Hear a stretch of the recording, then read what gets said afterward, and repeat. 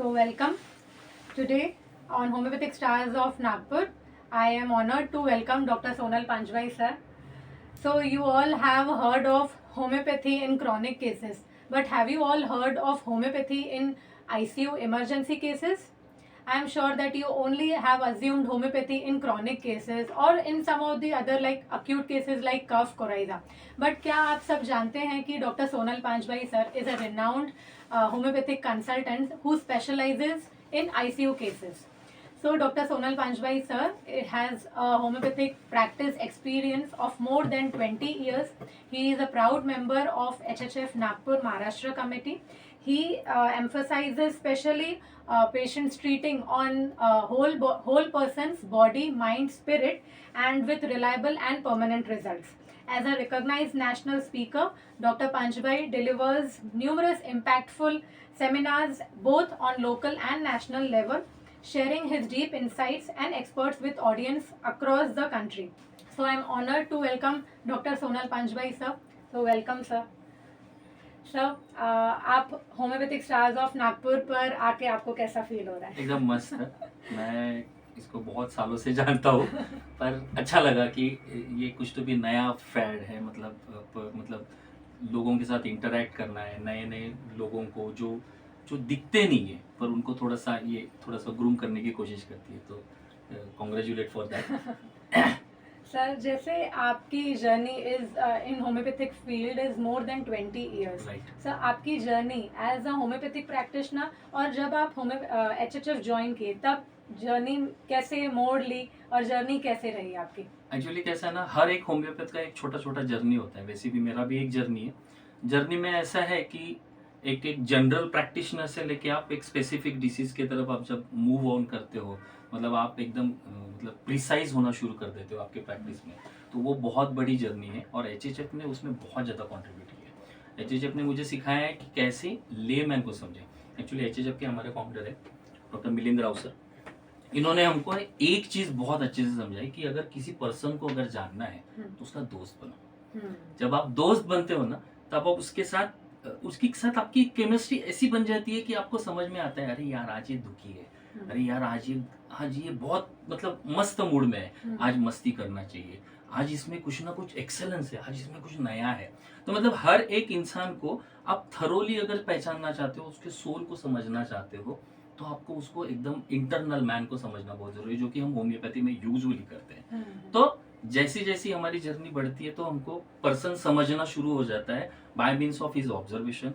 वह ऐसा बैठा है, ऐसा बैठा है, किस तरीके से बैठा है। तो ये छोटी छोटी चीजें ले मैन के लैंग्वेज में समझने के लिए हमको मिलिंद मास्टर ने बहुत कुछ पढ़ा। जी जी सर, जैसे आपका स्पेशलाइजेशन ICU केसेस में है, इमरजेंसी केसेस में है, तो सर जो सारी पब्लिक है या जो होम्योपैथिक डॉक्टर्स हैं वो सिर्फ मानते होंगे या उनका एक्सपीरियंस क्रॉनिक केसेस में रहा होगा, बट आपका जैसे एक्सपीरियंस ICU केसेस में है, तो what is the scope of homeopathy in ICU cases? देखो, होम्योपैथी का स्कोप तो वैसे लिमिटलेस है। जैसे आप कुछ भी लेके आओ होम्योपैथी में उसको ठीक कर सकते हैं।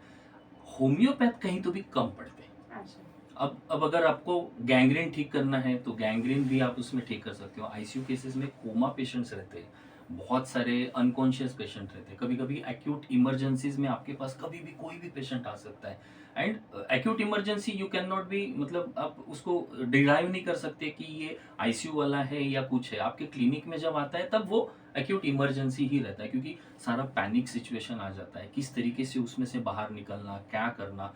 बहुत सारे केसेस जैसे ऑटो इम्यून डिसऑर्डर्स है, तो यहाँ पे बहुत बड़ा स्कोप है। होम्योपैथी में होम्योपैथ की लिमिटेशंस है, होम्योपैथी की लिमिटेशंस नहीं। तो हम बहुत सारे क्यूरेबल के मतलब अनक्यूरेबल केसेस जो भी है, आप जो भी नाम ले लो, वो सारे ठीक कर सकते हैं। अच्छा सर, आपका एक्सपीरियंस क्या है जैसे कि क्लिनिकल केसेस, जैसे कि ICU में हम कोमेटोज कंडीशंस देखते हैं, कोलैप्स्ड कंडीशंस है, रीनल फेलियर है, सर आप कैसे कौन सी कंडीशंस में आपने देखे हैं कि होम्योपैथी एक्ट करती है? राइट, बहुत सारी केसेस है वैसे तो। एक ICU केस ऐसी है कि उसमें ऐसा है कि मैं जब फर्स्ट टाइम वो ICU में गया था तो उस वक्त उतना नॉलेज नहीं था, पर जस्ट मैं शुरुआत कर रहा था, तो उस वक्त का एक केस था मेरा। तो मैं ICU में गया, वो पेशेंट पड़ा हुआ था और कुछ एक्शन कर रहा था एक अलग तरीके का, हाथ हिला रहा था। उस वक्त मुझे क्लिक हुआ कि यार हर एक बॉडी या फिर हर एक पर्सन वो अपने सोल को रिप्रेजेंट करता है, मतलब ये कुछ तो भी दिखाने की कोशिश करता है। तो observation is the key in ICU cases and in acute cases also, क्योंकि वहाँ पे अपने को हिस्ट्री नहीं मिलने वाली है। तो वहाँ पे बहुत सारे रूब्रिक्स आते हैं, जैसे मैं मेरे यूट्यूब पे भी एक रूब्रिक पढ़ाया था, अनकॉन्शियस कंडक्ट ऑटोमेटिक करके। मतलब वहाँ पे एक पर्सन मतलब वो सोया हुआ है और वो अपने मतलब एक कोमेटोस पर्सन है, पड़ा हुआ है and he is doing like this. तो ये बॉडी का वाइटल फोर्स का एक रिएक्शन है या फिर एक स्टिमुलस है या फिर एक प्रेजेंटेशन है कि जो आपको बताने की कोशिश कर रहा है कि आई एम सफरिंग, मुझे आप बचाओ। तो वहां से हम लोग कुछ रूब्रिक्स उठाते हैं और फिर पेशेंट को रिलीफ देने के लिए काम में आ सकते हैं। तो वो ऑब्जर्वेशन स्किल आपको बढ़ाना चाहिए। जी जी सर, जैसे कि होम्योपैथी में लोग जैसे आपने बताया कि होम्योपैथी में कोई स्कोप लिमिटलेस Right. स्कोप है कि हम लोग आईसीयू के केसेस ठीक कर सकते हैं। तो सर बहुत हमें पता चला कि क्यूरेटिव के एक रोल है होम्योपैथी का, वैसे ही सब प्रिवेंटिव रोल है। सो क्यूरेटिव ऐसे कोई केस एग्जांपल्स आप शेयर कर सकेंगे जो आईसीयू में आपने देखे हैं, कोई presentation and then how you approach selected the rubrics and then you came to a similar. ICUL cases तो बहुत सारी है, उसमें से हम एक्यूट इमरजेंसी वाली केसेस भी देख सकते हैं। जैसी एक केस थी हमारे पास, मतलब मैं खाना खा रहा था रात के वक्त। यूजुअली जितने भी एक्यूट इमरजेंसीज आते हैं ये सब रात में ही आते हैं। तो जब मैं खाना खा रहा था उस वक्त मुझे एक फ़ोन आया कि सर मेरी जो बहन है शी सडनली कोलैप्स और शी इज़ नॉट मूविंग और कुछ रिएक्ट नहीं कर रही है, सिर्फ एक हल्का सा आवाज़ निकाल रही है। मैं बोला एक पट से तो वीडियो कॉल लगा, और उसने वीडियो कॉल लगाया तो वीडियो कॉल मैंने उठाया। उसमें देखा मैंने वो लड़की सोई पड़ी हुई है and she is just doing like इस तरीके का वो आवाज एक निकाल रही थी। तो मेरे दिमाग में एक चल रहा था कि यार ये क्या हो गया, क्योंकि वो पूरा ये हो गए थे, 4-5 लोग आजू बाजू में उसके खड़े हुए थे, उसका हाथ रब कर रहे थे। ये यूजुअली सारे लोगों के घर में यही सिनेरियो होता है कि दे गेट पैनिक। तो उसने मुझे फ़ोन किया कि सर ये ऐसा ही कर रही है। तो मैंने उसको सिर्फ पूछा कि कुछ हुआ था क्या घर पे। तो उसने बताया कि मतलब उनके मतलब जो हस्बैंड था उसने बोला कि हाँ सर कुछ तो भी हुआ था। तो सडनली मेरे दिमाग में कुछ रूब्रिक्स आए, मतलब जैसे आप उस वक्त ऐसा देख सकते हो कि मैंने उसको सिर्फ एक क्वेश्चन पूछा कि एग्जैक्टली हुआ क्या था। कुछ नहीं सर बोले, दीदी बैठी हुई थी, बैठी थी सडनली गिर गई। तो इसके ऊपर से आपके दिमाग में कुछ चीजें आना चाहिए। सडनली गिर जाना है मतलब कुछ तो भी इमरजेंसी वाली टेंशन या फिर कुछ तो भी चीज हुई थी। जब मैंने हस्बैंड से बात की तो उसने बोला हाँ कुछ तो भी हुआ था। तो एक रूब्रिक मेरे दिमाग में आया था, वो रूब्रिक है अनकॉन्शियस कंडक्ट ऑटोमेटिक, क्योंकि वो जो आवाज निकाल रही थी ना तो that was the involuntary sign of vital force. तो वो वाइटल फोर्स का एक आवाज निकाल रही थी। और एक रूब्रिक मैंने लिया था हिस्टेरिया, फेंटिंग, हिस्टेरिका।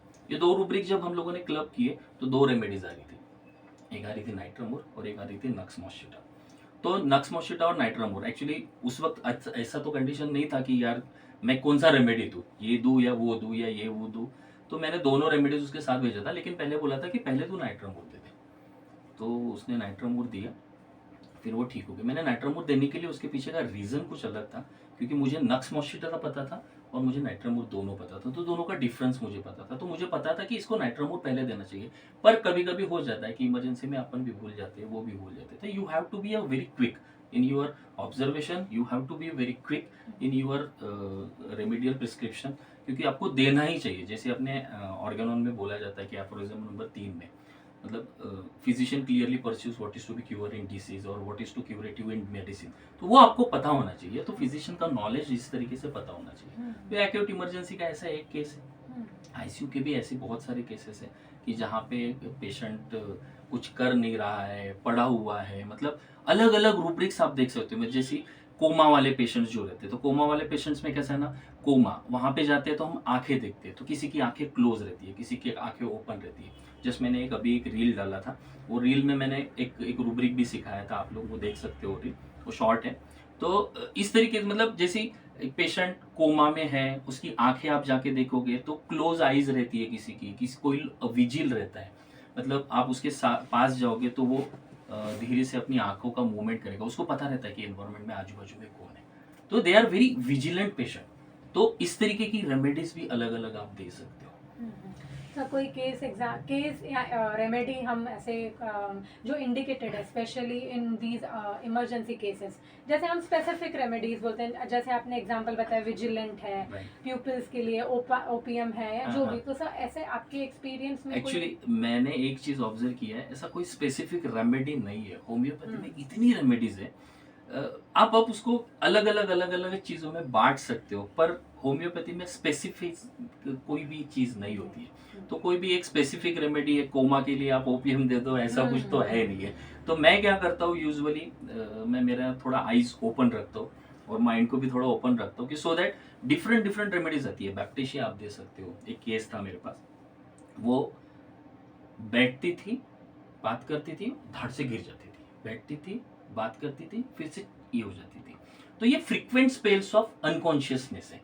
तो अपने पास ऐसा रूब्रिक है, तो आप बैप्टिशिया प्रिस्क्राइब कर सकते हो। जरूरी नहीं है कि मतलब आपको ओपीएम ही देना है, तो आप बाकी की भी रेमेडीज दे सकते हो। जैसे एक रूब्रिक है आपके पास, जैसे कुछ कुछ पेशेंट्स आते हैं, आपसे बात करते हैं और फिर सो जाते हैं, है ना। तो जैसे अर्निका उसमें बहुत ज्यादा इंडिकेटेड देते हैं ना, बोलते हैं ना उसको कि stupor return quickly after answering. तो इस तरीके से सिर्फ आर्सेनिक ही देना चाहिए, सॉरी अर्निका ही देना चाहिए, या फिर बैप्टिशिया ही देना चाहिए, या वो ऐसा स्पेसिफिक कोई रेमेडी नहीं है। जी जी जी। सर तो जो केस टेकिंग है वो रूटीन केसेस से और आईसीयू केसेस, अक्यूट केसेस में कुछ डिफरेंस है सर? वैसे डिफरेंस तो कुछ भी नहीं है, आपको देखना ही है, सिर्फ देखना है। एक्चुअली केस टेकिंग में यूजुअली क्या होता है ना, दो टाइप के सिम्टम्स होते हैं। एक सब्जेक्टिव सिम्टम होता है, एक ऑब्जेक्टिव सिम्टम होता है। हमको सब्जेक्टिव सिम्टम्स को थोड़ा सा बाजू में रखना है। दैट डजंट मीन कि उनको रखना नहीं है, क्योंकि जो भी एनवायरमेंट की चीजें हुई थी, कैसे हुआ था, एलिमेंट्स हमको आजू बाजू के लोगों से ही मिलने वाला है। अच्छा। क्योंकि कोमा केसेस में या फिर एक्यूट इमरजेंसीज में पेशेंट तो आपको खुद बता नहीं पाता, वहां पे ऑब्जेक्टिव सिम्टम्स काम आएंगे। तो ऑब्जेक्टिव सिम्टम्स में आपको ऑब्जर्वेशन बहुत अच्छा करना पड़ेगा। You must be very much alert. कुछ कुछ पेशेंट इतने इसमें भी बहुत मतलब आपको इतने सिम्टम्स दे जाते हैं कि आपको ऐसे लगता है कि अरे यार ये क्या हो रहा है। मतलब जैसे अभी एक आधा कोमा वाला पेशेंट है, कोमा वाला पेशेंट है और उसका रेस्पिरेशन अरेस्ट होने की वजह से वो कोमा में गया, तो अपने पास रूब्रिक है वैसा, कोमा, रेस्पिरेशन अरेस्टेड, ऐसा करके एक रूब्रिक है। इस तरीके से भी आप जा सकते हो। उसके मतलब आंखें देख सकते हो, बाद में उसका रेस्पिरेशन देख सकते हो, आंखें ओपन है, हाफ ओपन है या फुल ओपन है, ये सारी चीजें आप देख सकते हो। तो observation has to be there. और ऑब्जर्वेशनल स्किल्स अगर आप जितना आप रिपीटेडली रिपीटेडली देखोगे, किस तरीके से बात कर रहा है, किस तरीके से नहीं कर रहा है, बात भी कर रहा है या नहीं कर रहा है, तो इस तरीके से आप प्रोसीड कर सकते हो। जी सर, तो ऑब्जर्वेशन तो है मेनली, बट ऑब्जर्वेशन में ऐसे पैनिक केसेस में जहाँ पे फैमिली भी पैनिक्ड है राइट। और पेशेंट कुछ इंफॉर्मेशन नहीं दे रहा है, तो ड्यूरिंग ऑब्जर्वेशन हमें सिलेक्ट कौन से करने चाहिए सिम्टम्स की these are the characteristic symptoms, and क्योंकि बहुत सारे सिम्टम्स अवेलेबल हो जाते हैं हम देखने में, तो हमें कौन से फिल्टर करने चाहिए सिम्टम्स? जो इजीली अवेलेबल है has to be your first rubric. Whatever in front of you has to be your rubric. सामने क्या है, दिख कैसी रहा है, ऑब्जर्व कैसी कर रहे हो आप, और उसको इंटरप्रेट कैसे कर रहे हो। फॉर एग्जाम्पल, आपके सामने पेशेंट आके बैठा है और वो इस तरीके से बात कर रहा है, कुछ ना कुछ, तो आप उसमें देख सकते हो कि gesture makes like an actor, है ना। इस तरीके से आप जा सकते हो। बहुत बार ऐसा होता है कि कुछ पेशेंट अंदर से बहुत डरे हुए रहते हैं, तो डिलेरियम फ्राइटफुल आप ले सकते हो। मतलब वो डिलेर हो गया है, मतलब वो अपने रूटीन लाइफ से कुछ अलग तरीके से भी हो रहा है। मतलब जैसे अभी कोविड में बहुत बार हो गया था कि पीपल गेट पैनिक कि यार मुझे कोविड हो गया, क्या करूं, कैसे करूं, क्या करूं, बाप रे डॉक्टर मुझे बचाओ। ये एंजाइटी हाइपोकॉन्ड्रियकल हो सकता है, या फिर ये डिलीरियम फ्राइटफुल हो सकता है, या फिर डिलीरियम एंशियस हो सकता है। तो इस तरीके के आप जब रूब्रिक्स दोगे, स्पेशली डिलीरियम, मेनियकल, या फिर बहुत बार आप कोमेटोस, अनकॉन्शियस, स्टूपर, इस तरीके के जब रूब्रिक्स आप लोगे, तो वो आपको ज़्यादा बेटर रहेगा और ज़्यादा आपको हेल्पफुल रहेगा। जी सर, तो जैसे आपका एक्सपर्टीज साइकोलॉजिकल केसेस में भी है, राइट। साइकोलॉजिकल केसेस के कोई सर एग्जांपल आप बता सकते हैं जहाँ पर हमने होम्योपैथिकली मेनली बेनिफिट दिया है पेशेंट को? एक पेशेंट आई थी मेरे पास एक्चुअली। वो वो बहुत मतलब साइकोलॉजिकल केसेस में क्या होता है ना यूजुअली कि आपको बहुत बड़ी हिस्ट्री मिल जाती है और बहुत बड़ा डाटा मिल जाता है।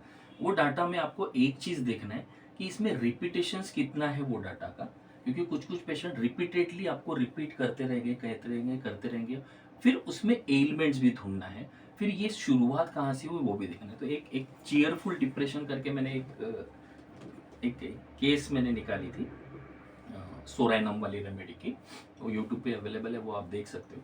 तो वो लड़की का ऐसा था कि ऑफिस में बहुत सारे काम उस पे आ गए थे, स्ट्रेस उस पे बहुत ज़्यादा बढ़ गया था। उसके बाद फिर उसको ये सिम्टम्स आना शुरू, वो हंसी रहती।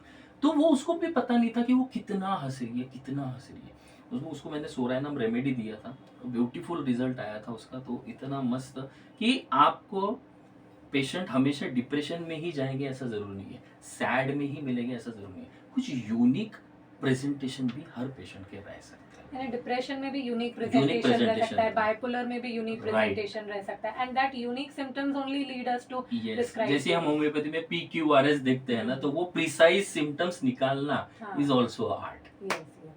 सो सर, जैसे आप अभी रूब्रिक्स, जैसे कोई भी केस का आपने एग्जांपल बताया, जो आप रूब्रिक्स बता रहे हैं वो एक होम्योपैथ या जो बडिंग होम्योपैथ है उनके लिए सिम्टम को रूब्रिक कन्वर्जन करना थोड़ा डिफिकल्ट हो जाता है। Right, सर, उसके right. लिए आपका क्या? अब ये कैसा ना, ये प्रैक्टिस है। इनिशियली मुझे भी नहीं समझता था कि कैसा करना है, क्या करना है। जब आप एक ही चीज को बार बार करते हो, तब आपका दिमाग जो है ना उसको दिखना शुरू हो जाता है। एक्चुअली माइंड को तभी दिखता है जब आपको, मतलब आंखों को तभी दिखता है जब आपके माइंड को पता है। तो उसके लिए आपको प्रैक्टिस करना पड़ेगा, आपको होम्योपैथी के रेपर्टरी के साथ खेलना पड़ेगा। मतलब जैसी आजकल की जैसी बच्चे गेम्स में बहुत ज्यादा तरबेज हो जाते हैं, तो वैसे ही आपको रेपर्टरी को भी एक तरीके से उसको एज अ गेम लेना पड़ेगा। मतलब आपको एंजॉय करना। If you enjoy your work then you are on picnic, if you don't then you are on job. तो आपको जॉब पे रहना है या पिकनिक पे रहना है, यू डिसाइड। सर, कोई बुक्स आप सजेस्ट करेंगे जो ऐसे सिम्टम्स को रूब्रिक में कन्वर्ट करने के लिए, या जो ऐसे हम कैची प्रिस्क्रिप्शंस हम बिल्कुल दे पाए? राइट, बहुत सारी बुक्स हैं। वैसे तो हमारी एचएचएफ की सारी ही बुक्स अवेलेबल है। तो एचएचएफ की केवाई सर की जो बिगिनर सीरीज है, वो बुक्स आपको वहाँ पे बहुत सारे रूब्रिक्स उन्होंने एक्सप्लेन किए हुए हैं। ठीक है। बाद में मयूर सर के, अगर आपको मयूर सर के देखना है तो उनका लिटिल एंजल वाला जो बुक है वो बहुत अच्छा है। अभी उनका वो थर्ड आया वाला बुक है, तो वो भी बहुत अच्छा है। तो यहाँ पे आपको बहुत सारे नंबर ऑफ रूब्रिक्स दिखेंगे। तो वो रूब्रिक्स को किस तरीके से उन्होंने लिया है, वहां से आपको धीरे धीरे ये करना पड़ेगा। भाई फिर भी अगर रूब्रिक्स समझना ही है तो मैं क्या करता हूँ, व्हाट आई यूजुअली डू, हम लोगों पूरा, मेरे सारे कलीग्स हैं, हम लोग साथ में बैठते हैं, एक रूब्रिक डिसाइड करते हैं। वो रूब्रिक को पहले उसका वर्ड मीनिंग, फिर उसको आप डिक्शनरी मीनिंग देखो, फिर उसका डिक्शनरी के साथ अलग अलग डिक्शनरी में उसका अलग अलग मीनिंग क्या दिया होता है, फिर आपके लैंग्वेज में उसका मीनिंग क्या होता है, और सेंटेंस में आप उसको कैसा यूज करते हो। इस तरीके से अगर आप पढ़ते रहोगे और डे बाय डे आप प्रिसाइज होना शुरू हो जाओगे। बस, बाकी तो और कुछ नहीं। सर, जैसे अभी ये हम एंड पर आ रहे हैं सेशन हाँ जी। के, सर आपका मैसेज क्या रहेगा स्टूडेंट्स को, जो कि जो बडिंग होम्योपैथ्स हैं, या जो कि जिनको लगता है कि होम्योपैथी सिर्फ प्लासिबो है, या होम्योपैथी छोड़ के हमें जीपी का कोर्स करना चाहिए, सर उनके लिए आपको क्या मैसेज? उनके लिए तो एक ही चीज है, मेहनत तो हर जगह करना है। जीपी में भी मेहनत करना है, आपको लाइफ में भी मेहनत करना है, होम्योपैथी में थोड़ा ही मेहनत करना है, क्योंकि आप 5.5 साल ऑलरेडी वहाँ पे अपने दे चुके हैं। थोड़ा बहुत आपको पता होता है कि क्या होता है सिम्टम्स, क्या होता है ऑब्जेक्टिव सिम्टम्स, थोड़ा बहुत तो पता होता है। बस आपको वहाँ पे प्रैक्टिस करना पड़ेगा। इधर उधर जाने से अच्छा, मतलब वैसे देखा जाए तो बिजनेस के हिसाब से ही लोग बेचारे इसीलिए जाते हैं ना कि होम्योपैथी में पैसा कम है। ऐसा कुछ नहीं है, पैसा होम्योपैथी में भी बहुत है।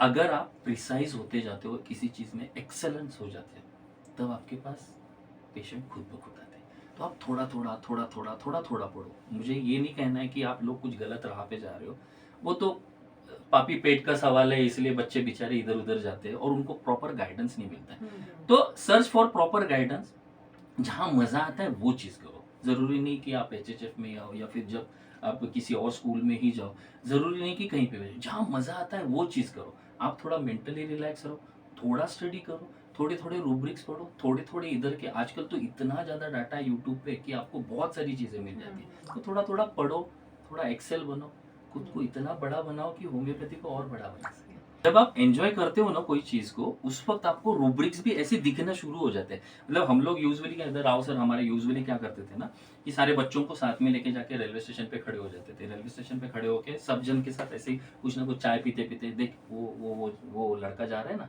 कैसा कर रहा है वो, कौन होगा। अब वो गर्लफ्रेंड बॉयफ्रेंड खड़े हैं, देख देख देख देख, हाँ उनके तरफ देख, अच्छे से देख, अब बता ये रेमेडी क्या होगी, वो रेमेडी क्या होगी। इस तरीके से वो सिखाते थे।